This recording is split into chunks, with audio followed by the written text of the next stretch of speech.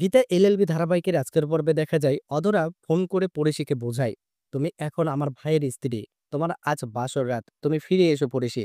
তখন পড়শি অধরাকে বলে, কিসের বিয়ে, কিসের বাসর রাত, আমি শুধু এটুকুই চাই, মিনুকে যারা মেরেছে তাদের শাস্তি। তারপর অধরা পড়শিকে থ্রেট করলে পড়শির আবারও একটাই কথা, মিনুর অপরাধীদের শাস্তি চাই। তখন গীতা পড়শির থেকে ফোনটা নিয়ে বলে, এই কেসের জাস্টিস পাইয়ে দেবে অ্যাডভোকেটে গীতা এলএলবি। তারপর পড়শি মেহেকের প্রশংসা করে, তার নাম জানতে চায়, কিন্তু মেহেক গীতার জন্য নাম বলতে পারে না। পড়শি বলে, তোমার কণ্ঠটা আমার খুব চেনা চেনা লাগছে। তখন মেহেকে বলে, তুমি আমাকে কোথায় থেকে চিনবে। এদিকে বড়বাবু সিনহা বাড়িতে এসে অধরাকে বলে, আপনাদের থানায় যেতে হবে জিজ্ঞাসাবাদের জন্য। তখন অধরা বলে, না আমরা যেতে পারবো না। বড়বাবু বলে, আপনি স্বেচ্ছায় না যেতে চাইলে অ্যারেস্ট করে নিয়ে যেতে বাধ্য হব। তখন সিনহা বলে, হ্যাঁ তারা যাবে। ঠিক তখনই বড়বাবু গীতাকে ফোন করে বলে, আপনি চলে আসুন, সবাইকে নিয়ে থানায় আসতেছি। এদিকে বড়বাবু সবাইকে নিয়ে থানায় আসে, আর গীতা চলে আসলে অধরা বলে, কে উনি। গীতা বলে, আমি গীতা এলএলবি।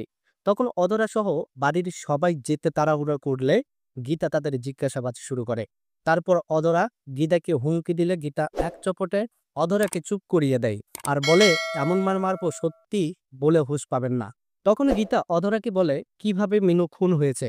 অধরা বলে, সে অ্যালকোহল খেয়ে নিচে পড়ে যায়, আর আমি তখন অ্যাম্বুলেন্সে করে হাসপাতালে নিয়ে যেতেই এই পুলিশ অফিসের অ্যাম্বুলেন্সটা আটকায়, আর তখনই মিনুর মৃত্যু হয়।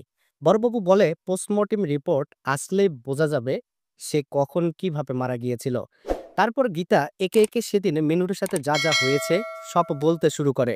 এগুলো শুনে সকলের মুখ শুকিয়ে যায়। অধ্যায় চলে যেতে চাইলে গীতা অধ্যায়কে থ্রেট করে। গীতা আরো বলে, পড়শি যাবে না, সে মিনুর মৃত্যু মেনে নিতে পারছে না। অধরা বলে, আমি কিন্তু আপনার বাড়ি চিনে নিয়েছি, আমাদের লোকে গিয়ে পড়শিকে তুলে নিয়ে আসবে, আর সিনহা বাড়িতে সব হবে, বৌভাত থেকে শুরু করে বাসর রাত পর্যন্ত। তখন গীতা বড়বাবুকে বলে, এই তিনজনকে অ্যারেস্ট করুন, এরা তিনজনই মিনুকে খুন করেছে, সাথে এই অধ্যায় সিনহাও।